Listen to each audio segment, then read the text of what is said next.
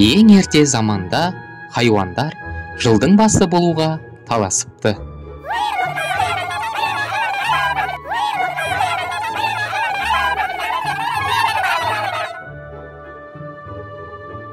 Сонда жылқы айтыпты: мен алысты жақын қыламын, күшімді көреді, сүтімді ішеді, қылыма шейін арқан жібеседі.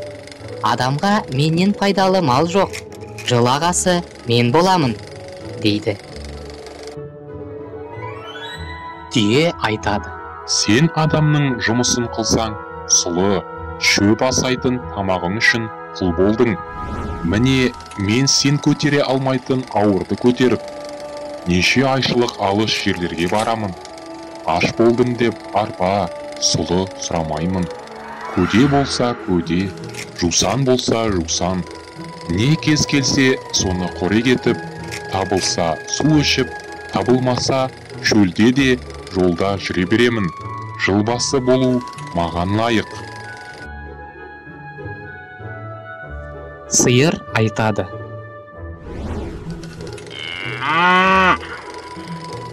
адам егін ексе менімен егеді, сүтімді ішеді, құрт майыс дейді. Жылбасы болу маған лайық.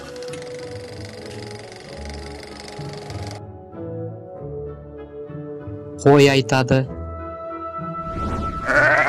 мен болмасам, қазақ үйін немен жабар еді?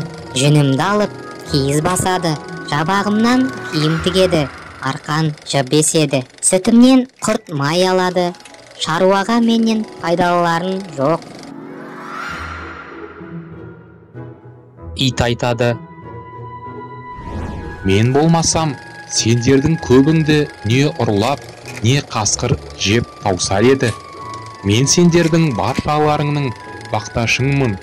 Дұшпан көрінсе үріп, абалап, иеме хабар беремін. Тауық айтады: мен болмасам, кісі ерте жұмысына бармай, ұйықтап қалар еді. Мен ерте тұрып, таң атты деп шақырып, хабар айтамын. Кеш болса, жатар мезгіл болды деп, тағы шақырамын.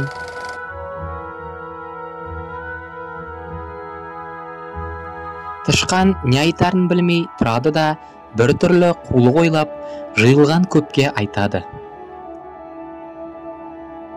бұл таластан еш нәрсе өнбес.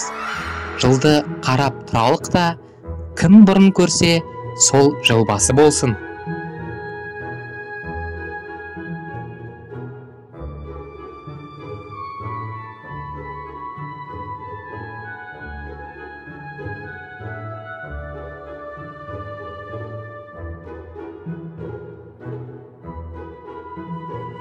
Өзгелері қарап тұрғанда, түйе өзінің бойына сеніп: менен бұрын кім көреді? деп тышқанның сөзін қостайды. Бәрі қарысып тұрады. Біраздан соң тышқан жорғалап түйенің өркешіне шығып отырады. Көп хайуан таласып: біз көреміз, біз көреміз деп тұрғанда, ең биікте отырған тышқанды көріп, еш нәрсе демепті. Сонан соң жылдың бәрінен бұрын тышқан көріп, хабар беріп, жылбасы болыпты.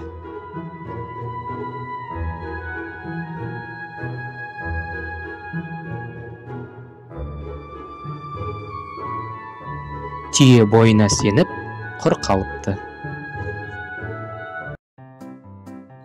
Қанекей балалар, жыл атауларын рет-ретімен бірге атап көрейікші. Тышқан, сиыр, барыс, қоян, ұлу, жылан, жылқы, қой, мешін, тауық, ит, доңыз. Балақай, біздің басқа да ертегілерді өткізіп алмас үшін мына батырманы баста, біздің каналға тіркел.